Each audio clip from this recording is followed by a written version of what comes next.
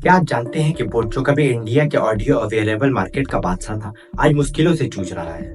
Financial year 2024 में boat का revenue 3,284.7 crore से गिरकर 3,121.6 करोड़ हो गया। सोचिए, एक कंपनी जिसने 2019 में सिर्फ 90 करोड़ का रेवेन्यू कमाया था और 2023 में इसे 4,000 करोड़ तक ले गई थी, वह डिक्लाइन का सामना कर रही है। और सिर्फ रेवेन्यू ही नहीं, फाइनेंशियल ईयर 2023 में बोट ने अपने इतिहास में पहली बार 129.4 करोड़ का नेट लॉस रिपोर्ट किया। लेकिन ऐसा क्यों हुआ? क्या बोट फेल हो रहा है या ये सिर्फ एक टेम्परेरी फेस है?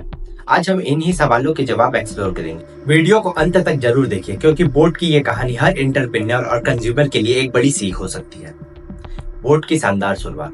बोट का सफर 2016 में शुरू हुआ और कुछ ही सालों में यह इंडिया का सबसे बड़ा ऑडियो ब्रांड बन गया। अफोर्डेबल प्राइसिंग, स्टाइलिंग डिजाइन और अग्रेसिव मार्केट की वजह से बोट हर यंग कंज्यूमर की पहली पसंद बन गया। नॉइस और फायरवोल्ट जैसे कंपटीटर्स होने के बावजूद बोट ने TWS कैटेगरी में 26.7% मार्केट शेयर के साथ अपनी पकड़ बनाए रखी।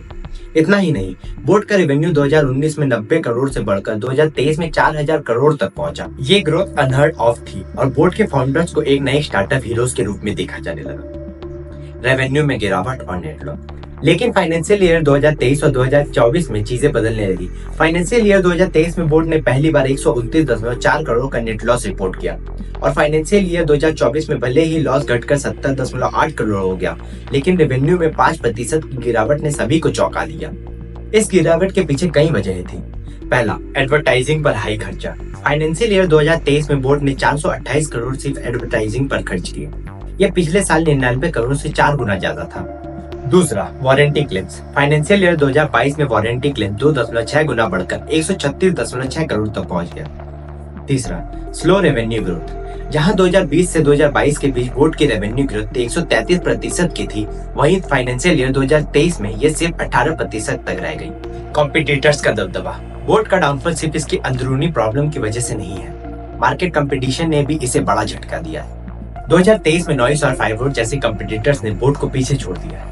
स्मार्ट वॉच कैटेगरीज में नॉइस ने 30.8% और फायरबोल्ट ने 42.6% मार्केट शेयर पर कब्जा कर लिया, जबकि बोर्ड ने सिर्फ 9.6% शेयर्स के साथ पीछे रह गया। TWS कैटेगरी में भले ही बोर्ड ने लीडरशिप बनाए रखी हो, लेकिन वेरिएबल कैटेगरी में इसकी पकड़ कमजोर हो गई है। बिजनेस मॉडल में बदलाव का असर। 2024 में बोर्ड ने अनाउंस किया है कि वे अपने वेरिएबल बिजनेस को स्केल डाउन कर हाई एंड ऑडियो प्रोडक्ट्स पर फोकस करेगा। यह डिसीजन इसलिए लिया गया है ताकि कंपनी अपने प्रॉफिट मार्जिन्स को इम्प्रूव कर सके। हालांकि ये एक रिस्की मूव है, क्योंकि वेरिएबल कैटेगरी अभी भी फास्ट ग्रोइंग है और अगर बोट इस कैटेगरी को छोड़ता है तो ये कंपटीटर्स को और बड़ा एडवांटेज देगा। क्या बोट फिर से उठ सकता है? अब सवाल ये है कि बोट वापसी कर सकता है या नहीं। फाइनेंशियल ईयर 2024 में कंपनी ने पॉजिटिव एबिटा रिपोर्ट किया, जो ऑपरेशनल एफिशिएंसी में इंप्रूवमेंट को दिखाता है। लेकिन मार्केट डायनामिक्स और कंज्यूमर प्रेफरेंस को ध्यान में रखते हुए बोर्ड को अपनी स्ट्रेटजीज को पूरी तरह से रीथिंक करना होगा। प्रोडक्ट क्वालिटी पर फोकस। वारंटी क्लेम्स को कम करने के लिए बोर्ड को अपने प्रोडक्ट्स की क्वालिटी पर ध्यान देना होगा। Sustainable marketing.